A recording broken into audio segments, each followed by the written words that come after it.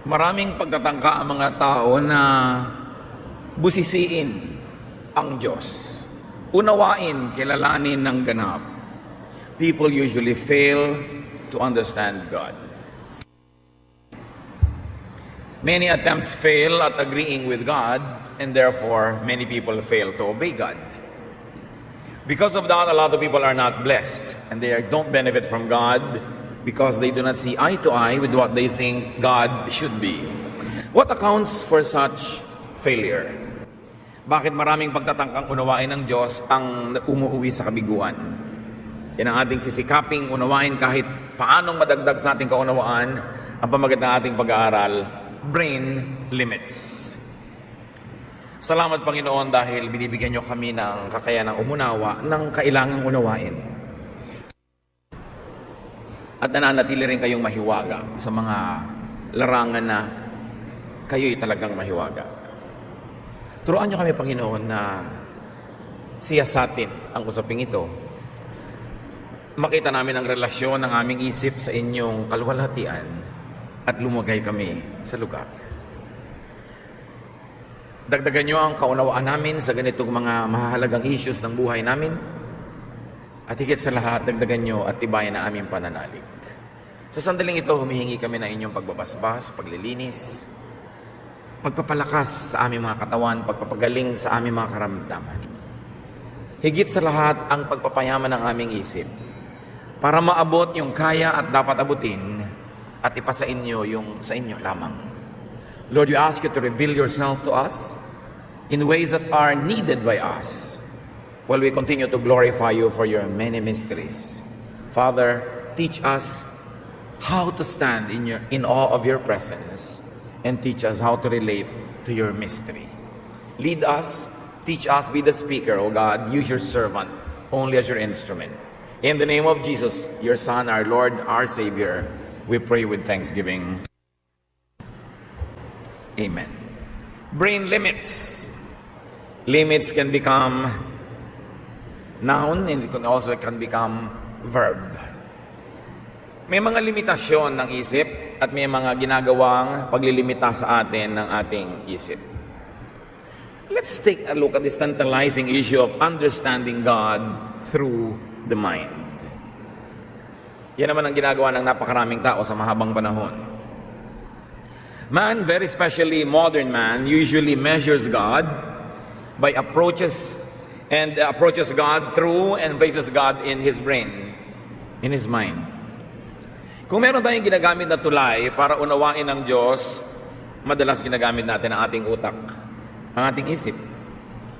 But then we fall into the proverbial story of a boy trying to put the water of the ocean in a very small hole that he dug in the sand.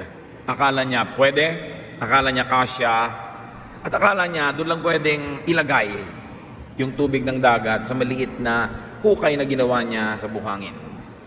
People try to decode, to simplify, and to understand God through logic, based on reason, which is based on knowledge.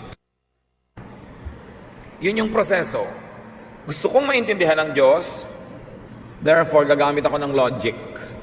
Gagamit ako ng mga theorems, mga constructs in my mind, philosophies. Gagamit ako ng pangangatwiran, at siyempre ang pangangatwiran ito ay nakasalalay lang naman at nakabase sa alam ko, sa mga knowledge and building blocks of knowledge. Even theology attempts this approach to understand God through logical thinking, and therefore it leads to a lot of conflicts. Philosophy uses logic and reason. This attempt cannot fully succeed. This attempt fails. Why? Because man's knowledge is imperfect, while God is perfect. Pag dinaan mo sa runong, sa talino, sa katwiran, ang pag-unawa sa Diyos, konti lang ang iyong mararating, hindi ka makalalayo, at pagkatapos, magdidilim na. Dahil ang karunungan mo ay kulang, samantalang ang Diyos ay ganap. 1 Corinthians 13:9-12. We don't know everything, and our prophecies are not complete. But what is perfect will someday appear. And what isn't perfect will then disappear. When we were children, we thought and reasoned as children do. But when we grew up, we quit our childish ways. Now, all we can see of God is like a cloudy picture in a mirror. Later, we will see Him face to face. We don't know everything, but then we will, just as God completely understands us.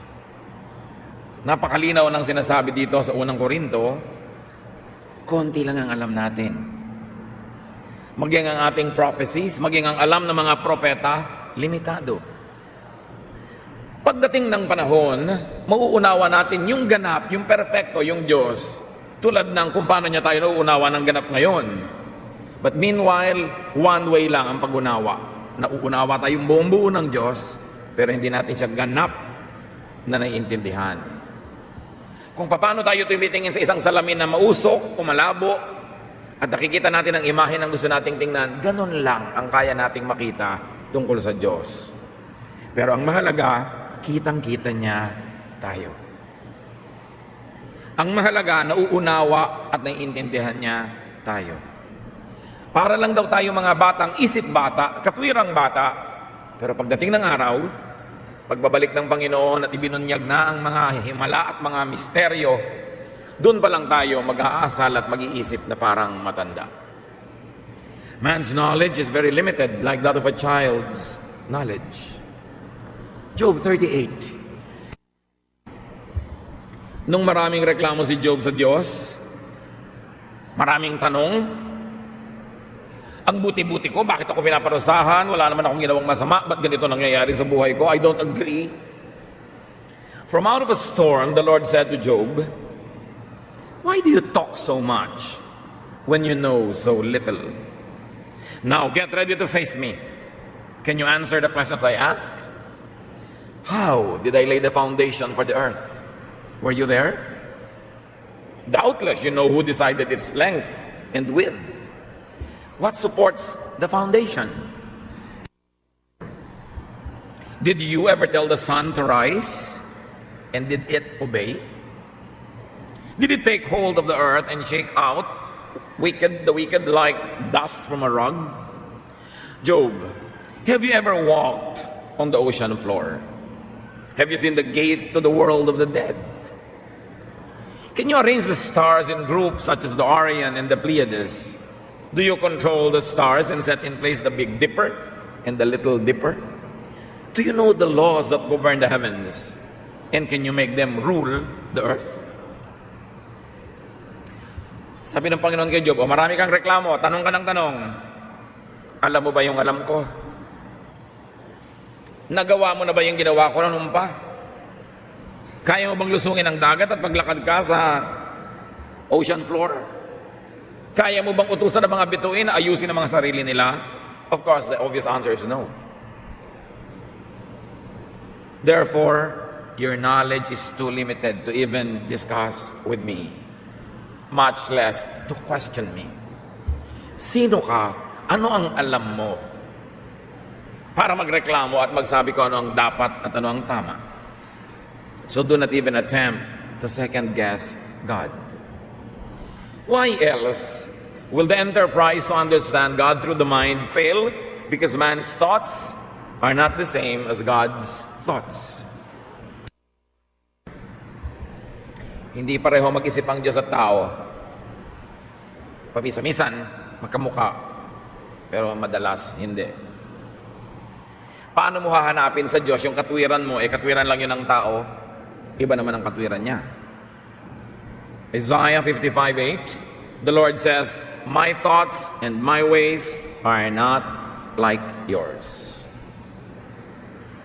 So to try to correspond with God, thought to thought, idea to idea, will fail. Why else will understanding God come short? Because God's standards are not the same as man's standards. Ibang mag-isip ang Diyos at iba ang mga panukatan ng Diyos. Iba sa Kanya ang matagal, iba ang mabilis, iba ang mahaba, iba ang maiksi.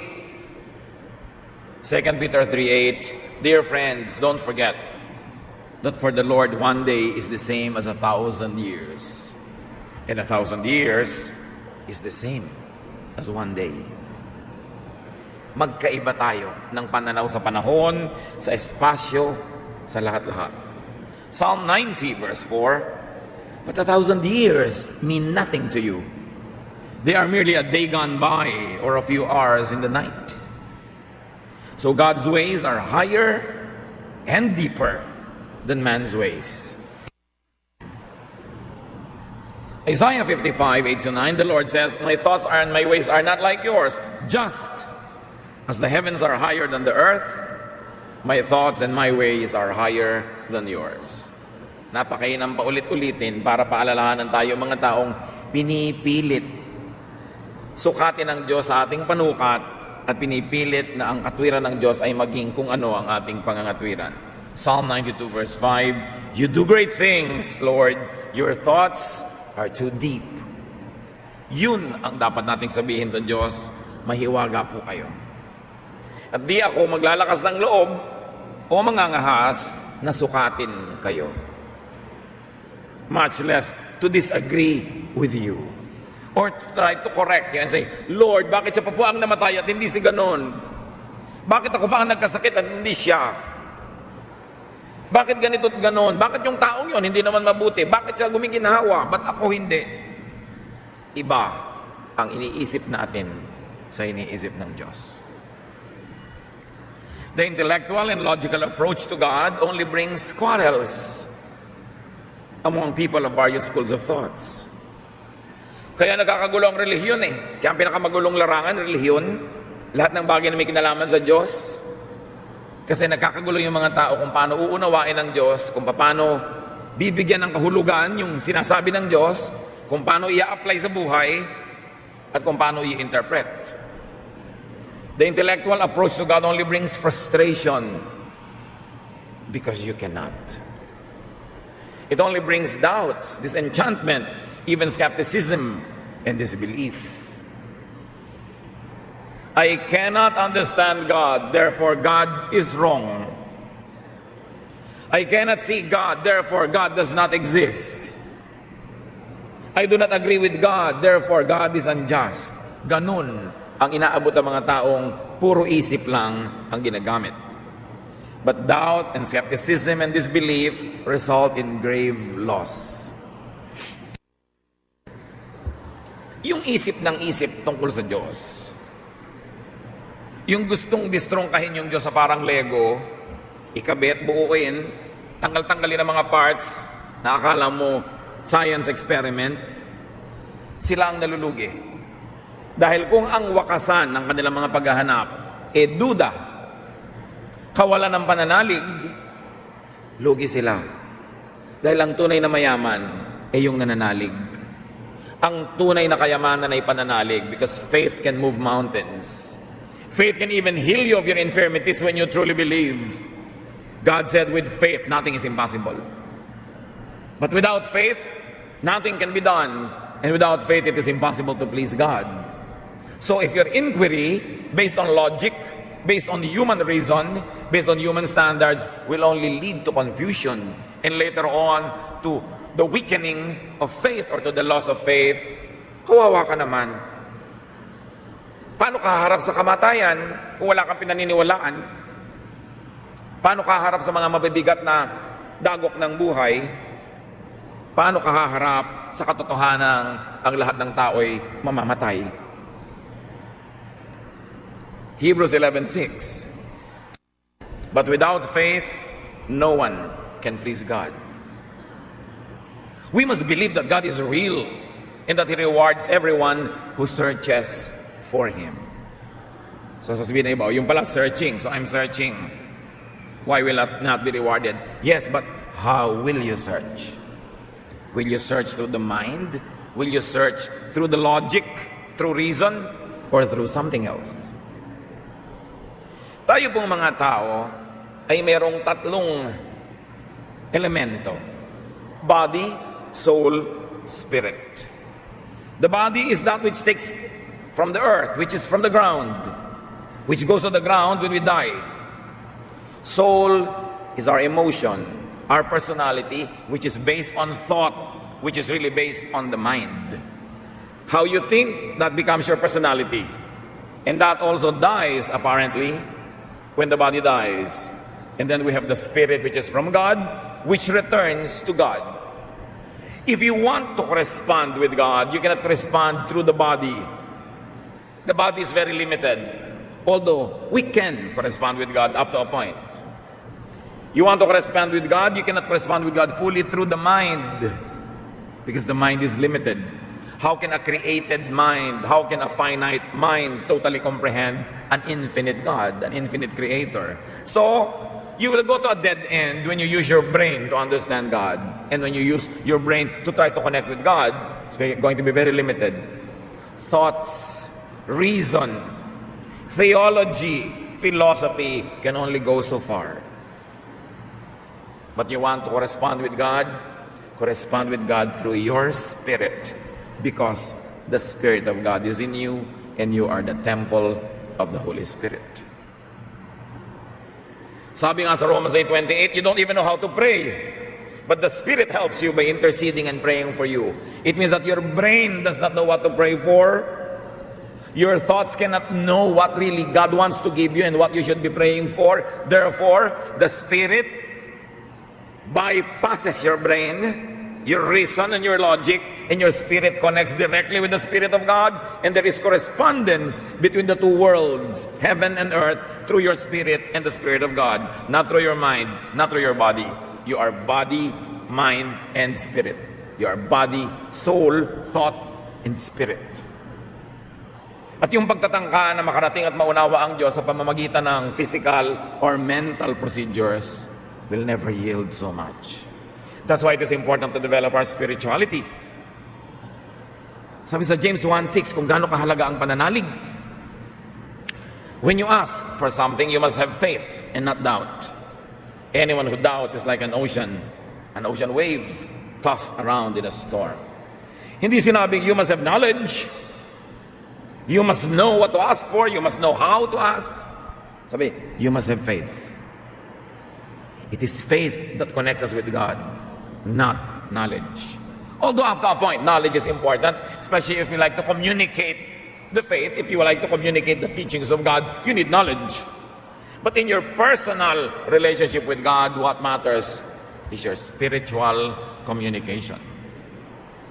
Why else will understanding God fail? Because understanding God is not man's business. Hindi naman tayo inutusan ng Diyos na unawain mo ako eh. Ang utos sa atin, sundin mo ako. Para mga bata, may inuutos ang magulang, hindi naman nila laging nauunawa kasi bata sila. Mabuting sumunod na lang sila. Pagtanda nila, tsaka lang nila malalaman, ay tama pala si nanay, ay tama pala si tatay. How could a finite mind comprehend the infinite God? How could a created brain contain the Creator?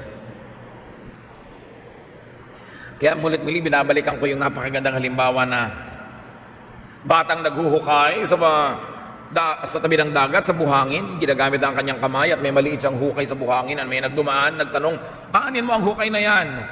Ilalagay ko sa hukay na ito ang lahat ng tubig ng dagat na yan. Yun ang ambisyon ng bata.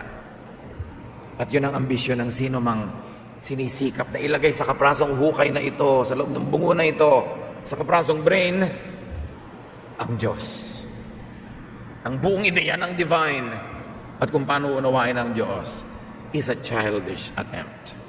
Psalm 40, verse 5. You, Lord God, have done many wonderful things, and you have planned marvelous things for us. No one is like you. I would never be able to tell all you have done. Yun ang magandang ma-realize. Hindi ko po kayang bilangin lahat kasi mga ginawa nyo. Hindi ko kayang sukatin yan. Sobrang kahanga-hanga. Sobrang dapat na lamang na ipagbunyi, ipagdiwang. Pero para isa-isahin kong bilangin, hindi ko kaya yan. Psalm 139 verse 18, I try to count your thoughts, but they outnumber the grains of sand on the beach. I try to understand you, but I cannot. John 21:21-22. When Peter saw that disciple, he asked Jesus, Lord, what about him? Jesus answered, what is it to you? If I want him to live until I return, you must follow me. May issue dito. Nagtatanong si Pedro tungkol kay John the Beloved. Siya, ano mangyayari sa kanya? Sabi ni Lord, ano ngayon sa'yo? Kung anong balak ko sa kanya. Kung balak ko manatili siyang buhay hanggang bumalik ako, that's my business. Huwag mo na yung panghimasukan. Sumunod ka na lang. Huwag ka na magtanong. Huwag ka na mag-isip. Hindi kaya ng utak mo yan. Sumunod ka na lang. Darating ang panahon, mauunawa mo rin lahat. Kung ang espiritu mo ay nakalaya na sa katawan, kung ang espiritu mo nakalaya na sa utak, sa isip, sa bias mo, sa mga alam at hindi mo alam na nakondisyon dahil lang sa utak mo, that your knowledge-based consciousness, which is very limited, when you die, your spirit will be free from all this, things will be revealed to you. But for now, just believe and obey. Noong si Moses ay kinausap ng Diyos, naglakas loob at nangahas si Moses na usisain kung anong pangalan ng Diyos. Alam nyo kasi, pag nalaman mo ang pangalan ng isang tao, parang nabihag mo siya. Alam mo kung ano yung karakter niya, alam mo kung saang tribu siya galing, alam mo kung anong apelyido niya, alam mo kung sino magulang niya, alam mo kung anong mga sakit ng pamilyang ito. In other words, nalalaman mo ang maraming bagay para makontrol ang isang tao pag alam mo ang kanyang pangalan. Kaya nga yung mga Kastila noon, hirap na hirap tandaan ang mga pangalan natin at hirap na hirap tayong sundan nila dahil palipat-lipat ng mga tinitiran yung mga Pilipino para huwag nila laging mautusan, huwag mabuwisan. Nagutos sila, bigyan ng Spanish names lahat ng mga Pilipino na yan. So kung taga-Bacon, Sorsogon ka, lahat ng apelyido nyo, letter D ang simula. Kung ganitong bayan ka, lahat ng apelyido, letter L, para pag nakita yung pangalan mo, alam mo, taga-Bacon ka, no? Nakokontrol ka kasi alam ang pangalan mo. Moses asked God about his name. Isang malaking kapangahasan. Exodus 3:13-15. Moses answered, I will tell the people of Israel that the God of their ancestors worship, that the God their ancestors worshipped has sent me to them. But what should I say if they ask me your name? God said to Moses, I am the eternal God. So tell them that the Lord, whose name is I Am, has sent you. This is my name forever, and it will be the name, it is the name that people must use from now on. Nagbigay ba ng pangalan ng Diyos? No. Sabi niya, ako ay kung sino ako. I am who I am. Huwag mo nang uriratin ang pangalan ko. No name. Why? Because a name limits. Di ba pagka nakita mo yung pangalan, halimbawa ng isang tao, alam mo, ay Chinese, ay Japanese. Pagka sinabi halimbawa, ganito yung pangalan niya, alam mo ang ethnicity.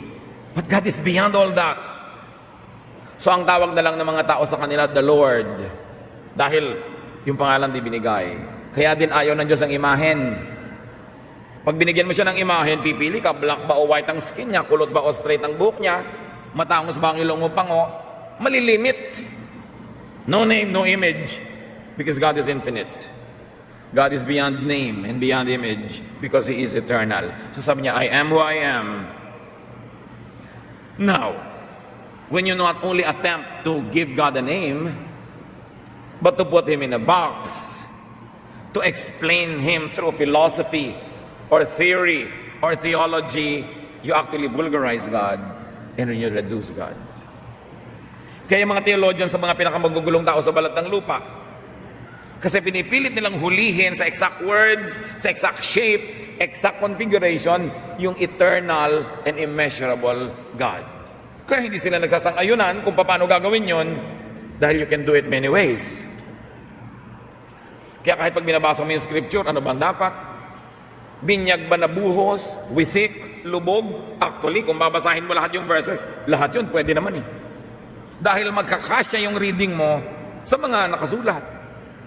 So, nagkakagulo-gulo ngayon yung mga relihiyon kung anong gagawing binyag, kung anong gagawing ganito at gagawing ganon. Kasi sobrang ipinapako sa salita, ipinapako sa ideya, sa teorya, yung dapat sana'y lumulutang na malaalapaap na katotohanan, ipinapako nila sa lupa at ginagawa nilang sobrang solid. Therefore, hindi rin tuloy maka-adjust. Acts 1:7, he said to them, "It is not for you to know the times or dates that the Father has set by His own authority." O, gusto rin ng mga taong ipako ang Diyos kung kailan babalik si Jesus, kailan magugunaw ang mundo, etc., etc. Sabi sa kanila, no, hindi yan para sa inyo malaman. Huwag nyo nang alamin yan. And yet, sa kabila ng malino na turo na to, marami pa rin yung naglalagay ng dates. Katikas-tikas ng ulo ng tao, gustong ipako yung Diyos na darating si Jesus sa ganitong araw, sa ganong petsa. Pag hindi dumating, kasi hindi kayo naniwala, so hindi tuloy dumating. So kayo may kasalanan. Mga palusot. Kasi ipapako mo, hindi mangyayari. Di ano mangyayari sa'yo, napapahiya ka. Matthew 19:26, Jesus looked at them and said, "With man this is impossible, but with God all things are possible." So what is Jesus saying? That man is gravely limited. Nung kinausap ng Panginoon si Nicodemus, sabi ni Lord sa kanya, "You must be born again." John 3:9-10, "How can this be?" Nicodemus asked. "You are Israel's teacher," Jesus said, "and you do not understand these things." Kasi ang tanong nitong si Nicodemus, how? Mechanics, methods. Ano yan? Physics. Experiment. Na may methodology na kailangang ilagay sa manual. Sabi niya, paano mangyayari yun? Paano ako ipapanganak na muli? Ang tanda-tanda ko na. Sabi ni Lord, teacher ka ng Israel, ganyan ka mga tuwiran, di mo maintindihan. Iba naman ang pinag-uusapan natin. Pinipilit mo kasing ibaba yung discussion kung saan madali sa'yo na kontrolin yung data mo. Therefore, ang baba ng discussion natin, hindi tataas. But the thoughts of God are high. And you must transcend that which is physical, that which is even logical. Kahit si Mary, sinabihan, magdadalang tao ka. Luke 1:34-39, how will this be? Mary asked the angel, since I am a virgin. Again, she's talking about method. Paano ko magdadalang tao? Wala naman akong karanasan kahit kaninong lalaki. The angel answered, the Holy Spirit will come on you, and the power of the Most High will overshadow you. In other words, this is above you, hindi mo na ito maiintindihan, lumuhod ka na lang dyan, mangyayari yun. Override yourself, override your reason, override your intelligence, override your knowledge, because we are talking about eternal things that cannot be measured. At ang napakalinaw na conclusion ng 2 Corinthians 5:7, for we live by faith, not by sight. Sight, senses, reason, knowledge. Sabi, hindi tayo nabubuhay sa pamamagitan ng mga nakikita at nauunawa, na mga naririnig, nade-decode, not by reason, not by the mind, but by the Spirit. Ang kailangan nag-ooperate yung spiritong nasa atin, hindi yung brain. Because the brain is so gravely limited. Although the brain is a very wonderful machine by itself, but it has great limits. 1 Thessalonians 5:23 talks about people having spirit, soul, and body. So ang gagamitin natin sa pakikipag-ugnayan sa Diyos, yung spirit, hindi yung soul, hindi yung mind, hindi yung knowledge. Dahil gugulo ang usapan. Kailangan parehong frequency. Therefore, do not always strive to understand God. Mapapagod ka lang. Unawain mo na lang yung konti na kailangan mong maunawa sa iyong daily activities. Pero huwag mo nang unawain kung bakit tinawag si David na God after man, a man after God's own heart, samantalang may mga kasalanan. Hindi mo na malalaman kahit kailan yun. Hindi mo na maiintindihan kung bakit ganito at bakit ganon. Hindi naman kasi ipinapaliwanag. Yung hindi ipinapaliwanag, hangaan mo na lang para tahimik ang buhay. Hindi natin sinasabi, huwag na tayo mag-isip, mag-aral at gumamit ng utak. Merong saysay yan, pero hindi sa mga bagay na espiritual. Konti lang ang saysay niyan para magka-discipline ka lang how to think, how to make conclusions. And your conclusion is, I cannot think about this because this is beyond me. Just hear, believe in, and obey God. Alam niyo yung walang alam at yung maraming alam na mali, pareho lang yung mangmang, napagod pa yung marunong.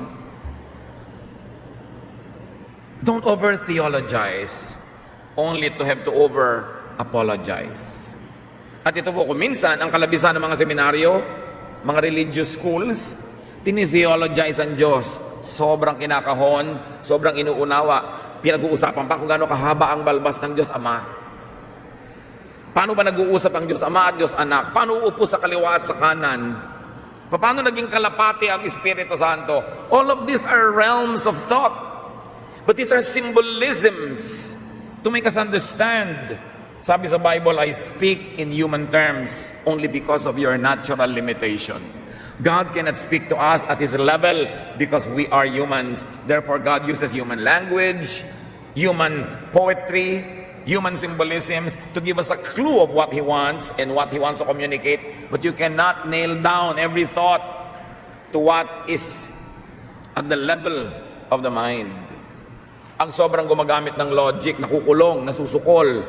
Kaya yung sobrang nagtiteologize tungkol sa Diyos, may iba pang subject, apologetics. Kasi lahat ng hindi maipaliwanag at gumulo ng gumulo dahil sinikap nilang ipako sa utak ng tao, meron kayong mga hindi maintindihan, may mga loose ends, may magulo, may iba pang subject, apologetics. Para pagtakpan lahat yung kaguluhan na yon.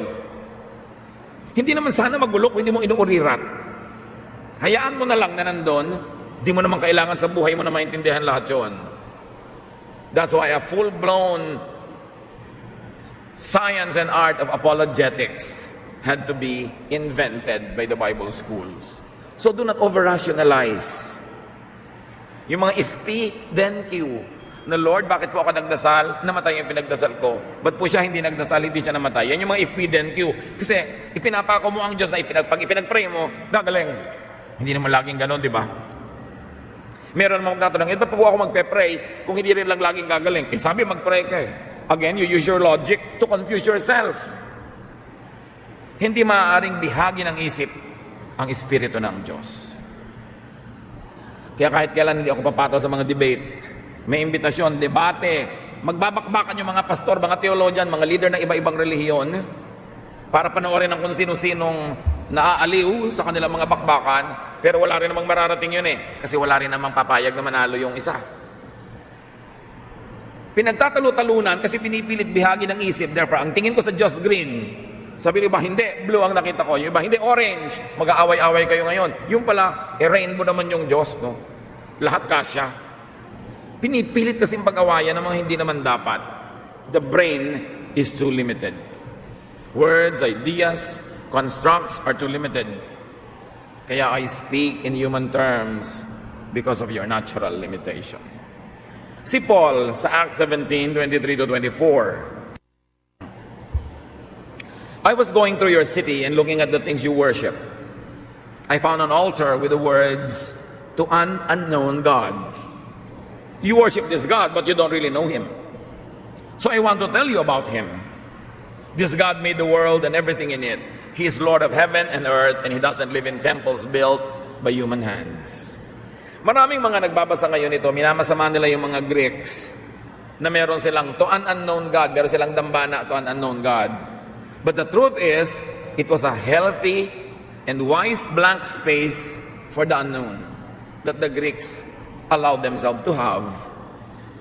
Sa katalinuhan ng mga Greeks, alam nilang hindi sila ganong katalino, na sa dami ng alam nila, marami rin silang hindi alam, kaya gumawa sila ng dambana para sa Diyos na di nila kilala.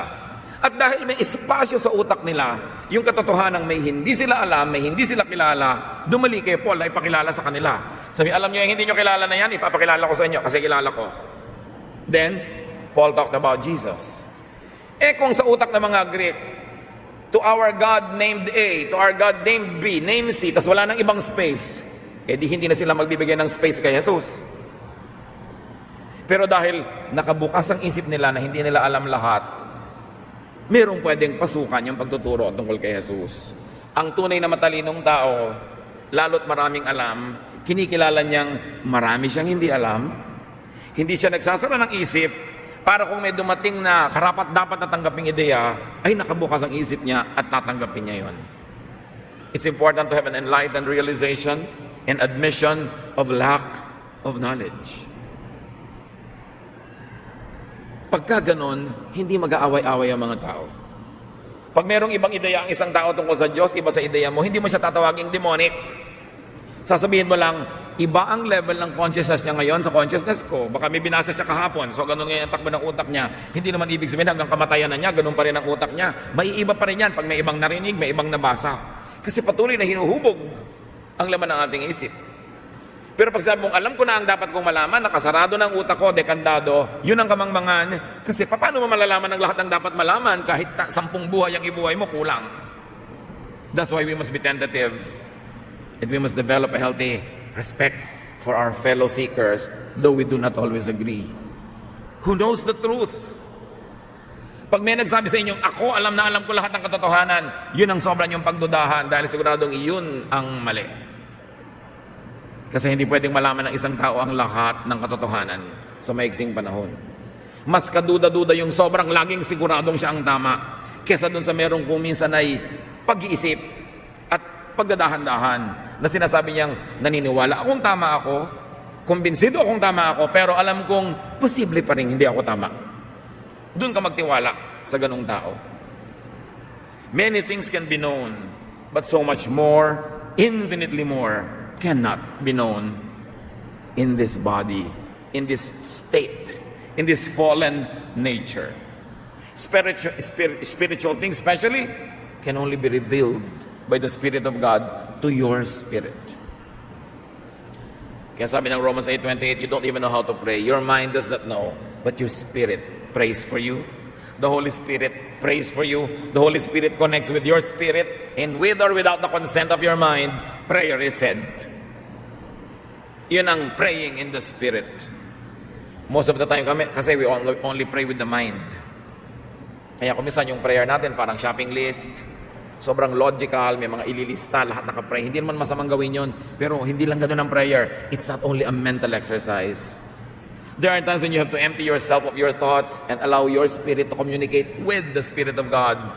When you have no agenda and you just lay still and you hear the Word of God, not through your ears, not through your brain, but through your spirit.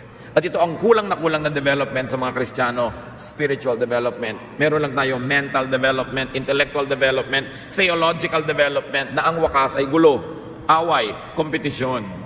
Because the mind is very little. Physical temples cannot contain God. Neither can the brain, which is another physical temple, contain God. So just enjoy the wonder. Believe. Faith is precious. Pag may doubt, transcend the words, transcend the ideas and the logic, transcend the laws of nature that you know, and let the Spirit lead you, not the mind leading you. Huwag nating sobrang paandarin ang utak in spiritual matter, in spiritual issues, because Spirit is above and beyond the mind. Hindi patalinuhan. Kaya mga maraming tumatalino, nagiging atheist Kasi hindi makontain ng utak nila yung Diyos, therefore walang Diyos. Hindi kasi kasya. Ang liit kasi ng utak. Non-belief or unbelief only lead to hopelessness and fear. The way to God is through the Spirit, not through the body, not through the soul, not the mind, not the thought. Romans 8:26. In certain ways, we are weak, but the Spirit is here to help us. For example, when we don't know what to pray for, the Spirit prays for us in ways that cannot be put into words. So nakikita niyo, bypass. Di ba kung may mga bayan na masisikip, may mga kalsada na bypass, diversion road. Hindi na dumadaan sa bayan, dadaan na sa mga bukid para makarating doon sa susunod na pupuntahan, hindi na abala. Sabi, ganon din ang pananalangin. Yung espiritu nyo, hindi na dumadaan sa utak nyo, dumidiretso sa espiritu ng Diyos, kasi hindi naman alam ng utak nyo what to pray for. The mind does not know it. So let our spirit, let God's Spirit in us correspond with God, not only our brain, but up to a point. We can connect with God through knowledge, through logic, but don't expect it to give you all the answers. Don't expect it to satisfy all your curiosity because you are using the wrong tool. Paano kayo gugupit ng isang tela ay ang hawak nyo, halimbawa, ay martilyo. You can only succeed up to a point. But the tool to get into the spiritual world, the tool to understand the Spirit, and the tool to be ministered to by the Spirit is our own spirit, not the mind. Because the brain has limits. The brain is a gift for us. Gamitin natin para matuto tayo kung paano gumawa ng bukayo, paano magmina ng ginto, paano gumawa ng tulay, pero hindi yan ginagamit para unawain ng Diyos. It's an altogether different game. Develop your spiritual correspondence with God beyond the brain, despite the brain, and therefore transcend the doubts and the questions and move on in faith so that what God has in store for us can happen, and we will develop not only our faith in God, but also our faith in humanity, in other people inhabited by the Spirit of God. And then, of course, even when death comes, we will not be sad or bitter or afraid because our spirit is already connected with that which is eternal. Ama namin, patatawarin niyo po kami kung minsan sobra kami nagagaling-galingan, nagrurunong-runungan, mali naman at kulang yung tools namin para kayo maintindihan. So turuan niyo na lang kami, Panginoon, na alamin kung ano yung useful sa daily life. At yung mga hiwaga, mga misteryo niyo, ireserba na lang naming maunawa pagdating ng panahong ipagkakaloob niyo na sa amin. At ibubunyag at ihahayag niyo sa amin ang walang hanggang karunungan niyo. Meanwhile, for now, O God, allow us to use our thoughts, our brains, progressively, productively, and even in a spiritual way. That our body, our thought, our mind will become your servants. Teach us to know you beyond thought, but through our spiritual experience. Pagbulay-bulayan natin mga kapatid na ilang sandali pa, tingin natin sa Panginoon yung kanyang personal na paghipo sa atin. Para kung ano man ang mga tanong natin nagpapagulo lang, ay maiwan na natin sa isang tabi at ipagpatuloy natin ang paglago ng ating espiritu. O Lord, teach us how to develop a spiritual, not an intellectual, relationship with you. Sandali tayong makinig sa mga iniudyok pa ng espiritu na marapat nating gawin.